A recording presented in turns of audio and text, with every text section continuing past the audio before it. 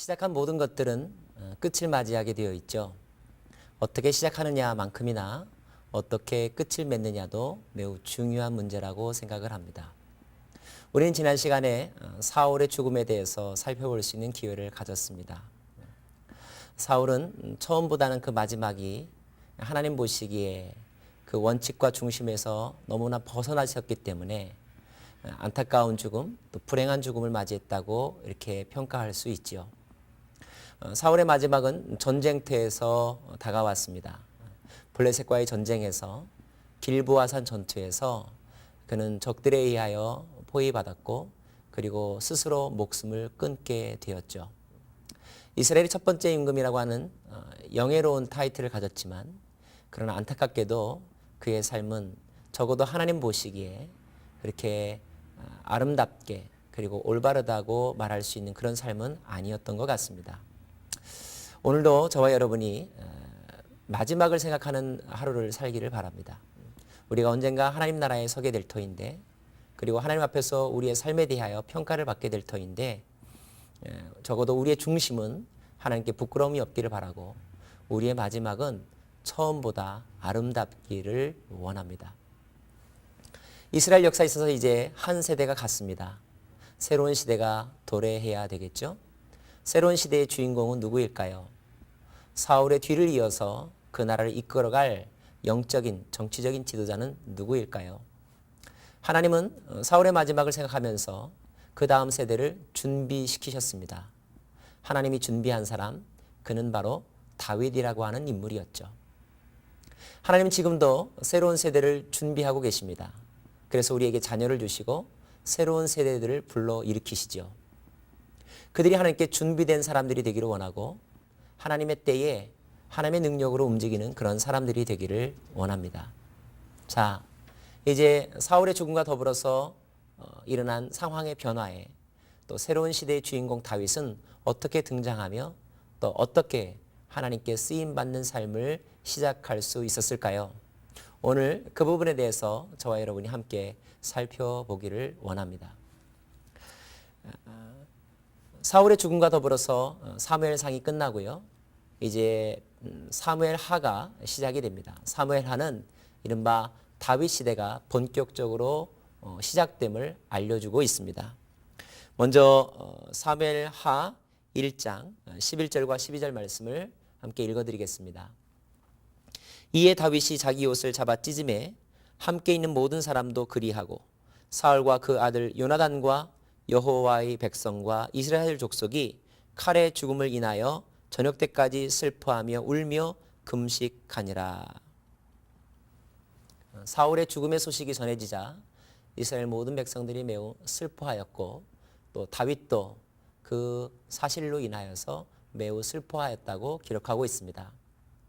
사울의 죽음도 큰 슬픔이었고 특별히 다윗에게 있어서는 그의 영원한 친구이자 믿음의 동반자인 요나단의 죽음도 큰 슬픔으로 다가왔던 것 같습니다.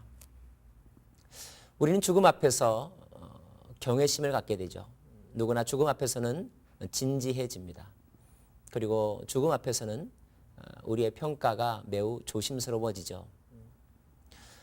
그가 나에게 어려움을 주었던 사람이든 아니든 한 생명이 살다가 한 생명이 하나님께 부름받는 것은 역사적인 사건이라고 말할 수 있을 것입니다.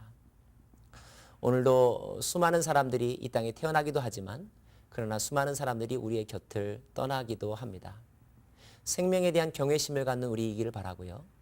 그리고 생명을 소중히 여기는 우리들의 삶이 되기를 바랍니다. 이제 사울의 죽음과 더불어서 이스라엘은 새로운 국면을 맞이하게 됩니다. 다윗이 그 새로운 상황에 하나님의 일꾼이 되어서 역사의 전면에 등장하게 되는 장면이 2장에 기록되어 있습니다. 우리 2장 1절 말씀 읽어드립니다. 그 후에 다윗이 여호와께 물어 가로되 내가 유다 한 성으로 올라가리이까? 여호와께서 가라사대 올라가라. 다윗이 가로되 어디로 가리이까? 가로되 헤브론으로 갈지니라.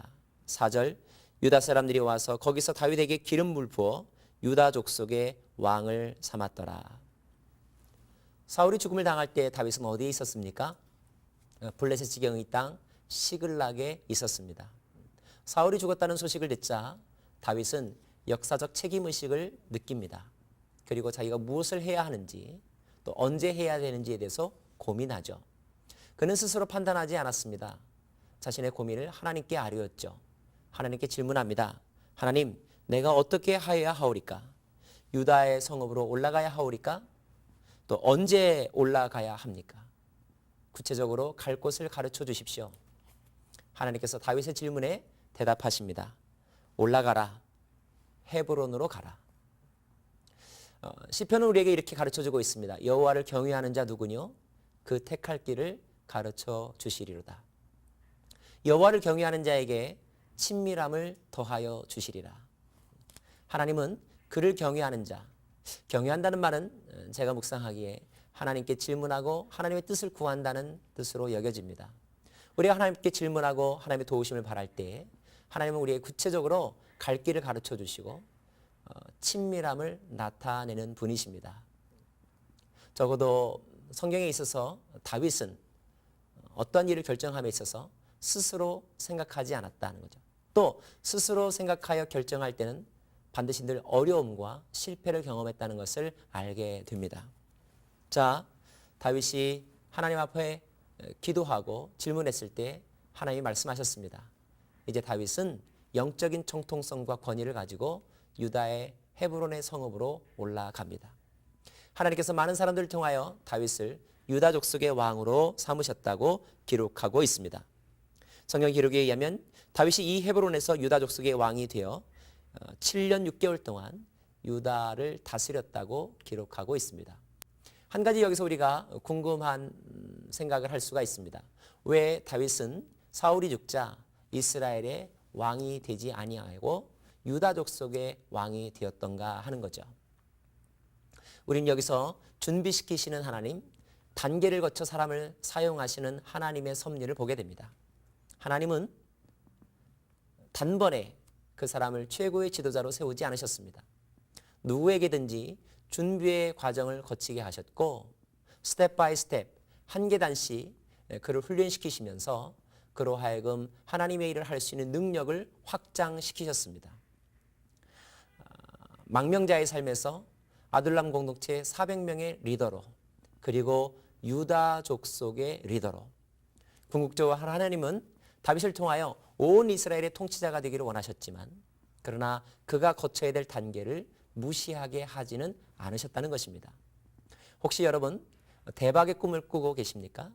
아니면 한꺼번에 저 많은 계단을 올라갈 수 있는 방법이 없을까 고민하십니까? 권면합니다. 그 생각을 버리십시오. 하나님도 여러분을 그렇게 사용하지는 않으십니다. 우리는 거쳐야 될 관문을 통과해야 하는 것입니다. 시간이 필요한 것입니다.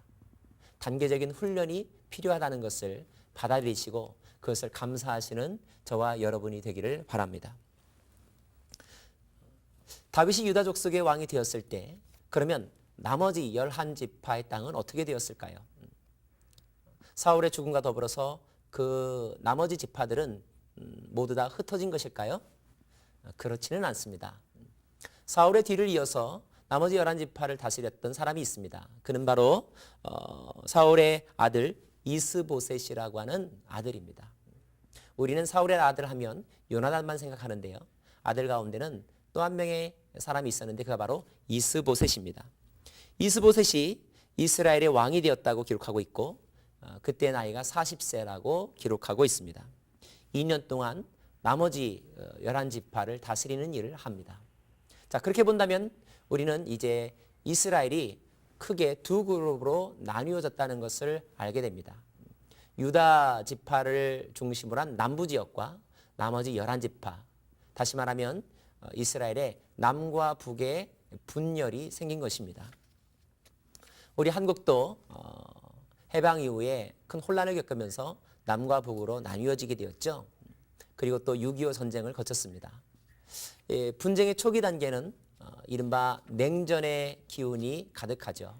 서로 매우 예민하게 되고 그리고 상대방을 어떻게 하면 복속시킬 수 있을까에 모든 관심이 쏠려 있는 때입니다. 또 조금이라도 더 많은 영토를 차지하고 조금이라도 더 많은 사람들을 내 편으로 만들기 위해서 매우 긴장하고 서로 갈등하던 시기가 분열의 초창기라는 것을 우리는 충분히 짐작할 수 있습니다. 다윗이 이끌던 남유다와 그리고 이스보셋이 이끌던 북이스라엘도 마찬가지입니다. 그리고 그 냉전은 양쪽의 군대 장관들에 의해서 더욱더 커지게 되었고 갈등이 심화되기도 하였죠. 북이스라엘의 군대 장관은 아브넬이라고 하는 사람입니다. 남유다의 군대 장관은 요압이라고 하는 사람입니다. 이 두 사람은 각각 자기가 섬기는 주군, 임금에 대한 충성심이 대단한 사람들이었습니다. 그리고 서로에 대해서 인정하기보다는 더 많은 땅을 차지하거나 더 많은 세력들을 확보하기 위해서 칼과 창으로 무장하고 그리고 공격적인 정신으로 무장된 그런 사람들이었죠. 그래서 이때 남과 북 사이에는 아주 사소한 일에서부터 또 크고 작은 그런 전쟁과 싸움들이 끊어지지 않았습니다. 하지만 그런 과정 중에서 하나님은 어디에 그 은혜를 부어주셨고 또 강성하게 하셨을까요? 3장 1절이 남과 북이 대치되는 상황 가운데 그 역사적인 흐름이 어느 쪽으로 쏠려 있는지를 요약해 주고 있습니다. 3장 1절을 읽어드릴까요? 사울의 집과 다윗의 집 사이에 전쟁이 오래매 다윗은 점점 강하여 가고 사울의 집은 점점 약하여 가니라. 사울의 집안이 점점 더 쇠퇴해 가고 있다고 한다면 다윗의 집은 점점 더 흥황해 가고 있는 그런 추세를 보이고 있다는 것입니다. 역사는 흐르고 흐르는 것 같습니다. 역사의 흥망성쇠는 시대마다 그 주인공을 달리하는 것 같습니다. 지금 이 시대에 있어서 역사적인 어떤 주역이 되는 나라는 어디일까요? 혹시 그 나라가 가장 전성기를 누리고 있는 것은 아닐까요? 전성기라 하면 그 다음은 필연적으로 쇠퇴기에 들어간다는 뜻이기도 한데 그런 나라는 어떤 나라일까요? 반대로 새로운 역사의 주인공이 되어서 세계적인 영향력과 영적인 영향력을 끼치는 나라는 어떤 나라일까요? 그리고 그 나라가 그 역할을 감당한다고 하면 그 나라는 바로 어떠한 강점 때문에 역사의 전면에 리더로 등장하게 된 것일까요? 개인적으로도 그러하고 또 국가적으로도 그러하고 우리는 하나님의 기름 부으심과 하나님의 촛대가 왜 옮겨지는지에 대해서 냉정하게 살펴보아야 할 것입니다. 사무엘하 3장은 이렇게 기울어가는 사울의 집안에 일어난 하나의 사건을 우리에게 전해주고 있는데 그 사건을 통하여서 또 우리가 묵상할 것이 참 많이 있습니다. 그 사건의 내용은 바로 사울의 집에 있었던 군대 장관 아브넬과 사울의 뒤를 이어서 왕이 되었던 이스보셋 사이에 일어났던 갈등입니다. 사울에게 있어서 아브넬은 사촌인데요. 아브넬이 사울 시대의 군대 장관으로 사울을 도와줍니다. 근데 오늘 갑자기 사울이 죽음을 당한 것이죠. 사울의 아들이 이스보셋, 사울의 뒤를 이어서 왕의 자리에 올랐습니다. 아브넬의 역할이 매우 중요합니다. 왜냐하면 그는 이때 적어도 군권을 장악하고 있었던 사람이었죠. 그런데 문제는 이 아브넬이 사울의 뒤를 이어 왕이 된 이스보셋에 대한 권위를 온전하게 인정하지 않았다는 것입니다. 오히려 성경의 기록에 의하면 이 아브넬이 사울의 첩이었던 리스바라고 하는 사람과 부적절한 관계, 간통의 관계를 맺었다고 기록하고 있습니다. 이것 때문에 아브넬과 이스보셋 사이에는 갈등이 생기게 되었죠. 이스보셋이 아브넬에게 따집니다. 어떻게 이렇게 할 수 있느냐? 내 아버지의 아내가 아니냐? 그때 아브넬이 한 말이 사무엘하 3장 8절인데요. 우린 여기에서 인간의 본성, 인간의 악함, 인간의 죄성을 보게 됩니다. 8절을 읽어드리겠습니다. 아브넬이 이스보셋의 말을 매우 분이 여겨 가로되 내가 유다의 개 대강이뇨 내가 오늘날 당신의 아버지 사울의 집과 그 형제와 그 친구에게 은혜를 베풀어서 당신을 다윗의 손에 내어주지 아니하였거늘 당신이 오늘날 이 여인에게 관한 허물을 내게 돌리는도다. 무슨 말입니까? 너가 어떻게 해서 왕이 되었느냐? 내가 도와주어서 왕이 된 것이 아니냐? 그런데 이 문제 때문에 나한테 그런 심한 말을 할 수 있느냐? 변명이면서 또한 협박을 하고 있는 것입니다. 바람직스럽지 않은 모습인데 안타깝게도 우리들 주변에도 이러한 모습들을 볼 수가 있어요. 교회 안에서도 볼 수 있고요. 또 비즈니스 관계에서도 볼 수 있죠. 우리는 누군가에게 도움을 주면 대가를 바랍니다. 그리고 내가 도움을 주었다는 그 이유 때문에 내가 무엇이든지 함부로 할 수 있다고, 아니면 내 권리를 마땅히 주장할 수 있다고 생각을 하죠. 적어도 아브넬은 그러한 사람이었습니다. 아브넬은 자기가 그 나라에 끼친 공이 있었기 때문에, 그리고 그가 이스보셋을 도와주었기 때문에 내가 하고 싶은 대로 하는 것에 대해서 이스보셋이 뭐라고 문제 제기를 하는 것, 이것을 그는 견딜 수 없었습니다. 그리고 자신의 공적과 권력을 이용하여서 그를 협박하죠. 이스보셋은 참 불행한 사람이었습니다. 왜냐하면 왕의 자리에 올랐지만 그는 왕으로서의 실권을 행사할 수 없었던 허수아비와 같은 사람이었죠. 아브넬은 어떤 사람이었을까요? 아브넬은 적어도 사울에게서는 충신이었을지는 모르지만, 그러나 이스보셋에 있어서는 아브넬은 매우 부담스러운 자였고, 그리고 반역의 영성을 가진 사람이라고까지 말할 수밖에 없습니다. 그는 적어도 왕의 권위를 인정하지 않았습니다. 그는 이스보셋을 자신보다 어린 사람이라고 보았고, 내가 보호해 주지 아니하면 살아남을 수 없는 사람으로 여겼던 것이죠. 그리고 그러한 지위가 그로 하여금 교만하게 만들었고, 자기 마음대로 무엇이든지 할 수 있다고 하는 생각을 하도록 만들었습니다. 결국 이 일 때문에, 이 일이 계기가 되어서 이스보셋과 아브넬은 서로 관계가 깨어지게 되고, 또 아브넬은 실제로 그 이스라엘의 신하들과 사람들을 다윗에게로 이끌어 가게 됩니다. 다윗의 입장에서 물론 매우 고마운 일이고 반가운 일이었겠지만, 그러나 우린 여기서 아브넬을 생각하면서 마음의 씁쓸함을 금할 수가 없습니다. 아브넬이 다윗을 찾아와서 그 북이스라엘의 나라를 다윗에게 주고자 이렇게 의사를 표현했을 때, 다윗이 그를 받아들이면서 동시에 그에게 요구한 내용이 있습니다. 그것이 무엇인지 아십니까? 사무엘하 3장 13절에 의하면, 내가 올 때에 사울의 딸 미갈을 데리고 오라. 그렇지 않으면 내 얼굴을 보지 못하리라. 이렇게 요구합니다. 미갈을 데리고 오라고 요구하고 있습니다. 여러분 기억하십니까? 원래 다윗과 미갈은 부부관계였습니다. 하지만 그들의 신혼생활은 길지 못했죠. 그 아버지 사울이 다윗을 죽이려 하는 그런 상황 때문에 다윗은 도망자가 될 수밖에 없었고, 그래서 부득이하게 미갈과 떨어질 수밖에 없었습니다. 갈라선 그들을 사울은 다른 남자에게 시집 보냈죠. 그래서 미갈은 이때 다른 남자의 아내가 되어 있었던 것입니다. 근데 다윗이 미갈을 불러오라고, 데리고 오라고 요청합니다. 두 가지를 생각할 수가 있습니다. 첫째는 다윗의 첫사랑이었기 때문에 그리워하는 마음이 작용했을 것이고요. 또 하나, 미갈은 사울의 딸이었기 때문에 사울의 딸인 미갈을 자신의 아내로 삼음으로 그가 전 이스라엘의 왕으로서의 정통성을 확보하려고 하는 그런 정치적인 계획도 포함되어 있으리라고 추측합니다. 여하튼 이 일 때문에 다윗과 미갈은 아주 오랜 세월 만에 다시 재결합하게 되는 그런 기쁨을 맛보게 되죠. 또 한 명 우리가 이 과정에서 살펴볼 수 있는 주인공인데, 그는 바로 요압이라고 하는 사람입니다. 요압은 다윗의 군대 장관이었죠.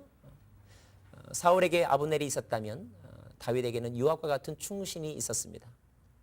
요압은 할 수 있는 대로 다윗을 도와주었고, 그리고 그에게 주어진 능력과 권력을 사용하여서 새로운 나라를 세우는 데 힘을 쏟았던 사람입니다. 근데 우리는 세왕과 더불어서 잠깐 이 시간에 요압과 아브넬에 대해서 한번 살펴볼 필요가 있습니다. 아브넬도 다윗에게 매우 큰 도움을 주었던 사람입니다. 왜냐하면 북이스라엘의 모든 신하와 그리고 군권과 그리고 그 나라의 운명을 다윗에게 갖다가 바쳤던 사람이었기 때문에 그렇죠. 그렇다면 아브넬은 하나님 보시기에 선한 사람이었는가? 저는 유진 피터슨의 책에서 요압과 아브넬에 대해서 우리가 가져야 될 통찰력의 어떤 힌트를 얻게 됩니다. 그 내용을 여러분에게 좀 소개하고 싶습니다. 요압과 아브넬은 적어도 다윗의 원수는 아니었다. 사울의 왕국을 다윗 쪽으로 넘기기 위해 신중하게 외교적인 수단을 동원하였다. 그러나 근본적으로 그는 다윗을 통해 이루어지는 하나님의 일에 대해서는 관심이 없었다. 그는 단지 다윗이 자신들의 일에 얼마나 도움이 되는지에만 관심이 있었을 뿐이다. 종교는 자신의 야망을 가리는 가면일 뿐이었다. 우리가 사랑과 공동체와 찬양하는 순종 속에서 순조롭고 느긋하게 하는 것을 너무나도 어렵게 만든 사람들이었다. 무슨 뜻입니까? 적어도 아브넬은 주변의 상황을 정확하게 또 냉정하게 그리고 예리하게 살피면서 그 나라의 운명을 다윗에게 갖다 바쳤던 사람입니다. 하지만 그러나 우리는 그 요압과 아브넬에게서 하나님이 기뻐하시는 영성을 찾아볼 수는 없습니다. 왜냐하면 그들의 헌신과 충성은 하나님을 위해서가 아니라 자신들의 필요와 그리고 상황 논리에 의하여서 이루어진 것이기 때문이라는 거죠. 아마 그래서 요압과 아브넬은 성경에 있어서 주인공이 될 수는 없었는지도 모르겠습니다. 사랑하는 성도 여러분, 저와 여러분은 어떠한 영성을 가지며 살기를 원하십니까? 또 무엇 때문에 정책을 결정하고 또 그렇게 선택하시겠습니까? 저는 저와 여러분의 영성의 수준이 더욱더 깊고 심오하기를 원합니다. 우리의 마음 가운데 표면적인 동기가 아니라 그 마음의 중심이 하나님의 나라와 하나님의 뜻을 구하는 그러한 삶이 되기를 바랍니다. Anyway, 여하튼 이런 과정을 통하여서 비로소 다윗은 이제 한 유다 족속의 왕에서 전 이스라엘의 왕으로 그의 리더십의 영역이 업그레이드되는 그런 과정을 밟게 되었습니다. 이 모든 것이 하나님의 은혜라고 볼 수가 있지요.